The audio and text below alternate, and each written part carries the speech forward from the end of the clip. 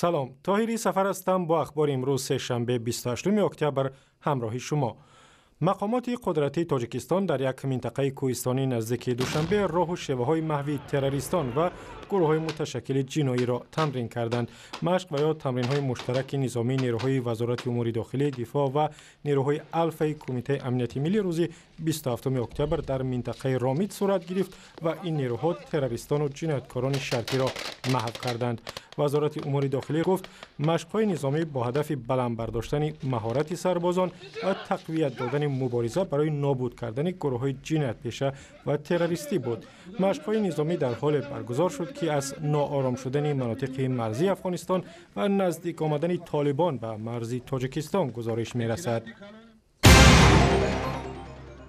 وزارت کشاورزی تاجیکستان گفت نقشه جمع‌آوری پخته تقریباً 80% اجرا شده است. در این وزارت روز 28 اکتبر به رادیو آزادی گفتند تاکنون در تاجیکستان 317,000 تن پنبه جمع آوردند. به گفته وزارت قرار است امسال خواجگی کشاورزی بیشتر از 408,000 تن پخته جمع آورند.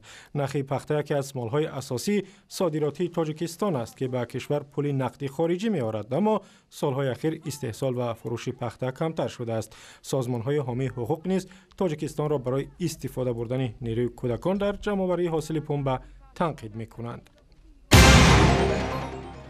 در ولایت بادکنی قرقیزستان فورم دو روزه جوانان تاجیک و قرقیز به پایان رسید. در این نشست مسائل تحکیم همکاری‌های جوانان ناحیه‌های نزد مرزی تاجیکستان و قرقیزستان و من بعد راه ندادن به جنجال و مناقشه بین ساکنان این منطقه‌ها بررسی شد.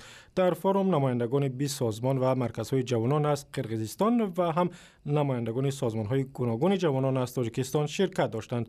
طرف‌ها به قرار آمدند که برای باز هم نزدیکتر کردن ساکنان ناحیه‌های دو طرف مرز و تقویت همکاری‌های اقتصادی 10 برنامه اجرا کنند.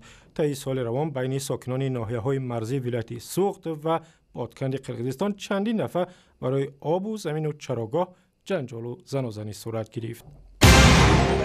و نیگینا سیف‌الله و کارگردان جوان تاجیک در ظرف یک هفته صاحب 2 جایزه بین المللی شد. داوران جشنواره کینو در شهر ژنو نیگینا را روز 20 اکتبر بهترین کارگردان سال 2014 نامیدند و 4 روز بعد از این فیلم نیگینا تحت عنوان نام من چیست در جشنواره کینو آغاز در شهر سنت پترزبورگ روسیه صاحب جایزه اصلی شد. او در صحبت با رادیو آزادی گفت سعی دارد تا بدنام کردن تاجیکان در مطبوعات روسیه کمتر شود.